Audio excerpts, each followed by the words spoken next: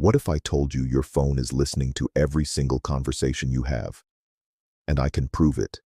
All right, let's get into something that's gonna make you look at your phone differently from now on. Maybe forever. You've probably experienced this. You're talking to a friend about, I don't know, noise-canceling headphones. You never Googled it, never texted about it. And then, boom, there's an ad for headphones right there on your Instagram feed. And you think, coincidence? But is it? A group of researchers decided to actually test this. No assumptions, no conspiracy theories, a real controlled experiment. And what they found? It's hard to explain away. They set up a clean test environment, fresh phones, fresh app installs, no browsing history, no searches. They spoke specific trigger phrases out loud near the phones, phrases they had never typed, never searched, never even whispered into a search bar. Within 24 to 72 hours, ads directly related to those conversations started appearing. Now, companies like Meta, Google, and Apple all say the same thing. We don't use your microphone for advertising. And technically, they might be telling the truth.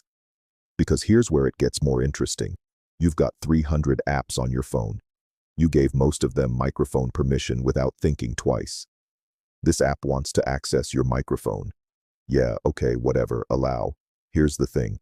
It's not necessarily the big players doing the listening. It might be a random flashlight app, a weather app, a game you downloaded 3 years ago and forgot about. These apps can activate your microphone in the background, harvest audio snippets, and send that data to third-party ad networks. And those networks, they're connected to everyone. There's actually a leaked pitch deck from a company called Cox Media Group that circulated in 2024. In it, they were explicitly pitching something they called active listening, AI-powered targeted ads based on what people say in real-life conversations. They claim to work with Facebook, Google, and Amazon. When the story broke, all three companies denied being clients. Cox Media Group scrubbed the pitch from their website, but the pitch deck already existed. The slide already said what it said. And here's the part that should make you genuinely uncomfortable. Even if it's happening, it might be perfectly legal. Buried inside those terms of service that nobody reads, and we're talking documents that are literally longer than the US Constitution, companies can claim incredibly broad rights over your data, your audio, your behavior patterns.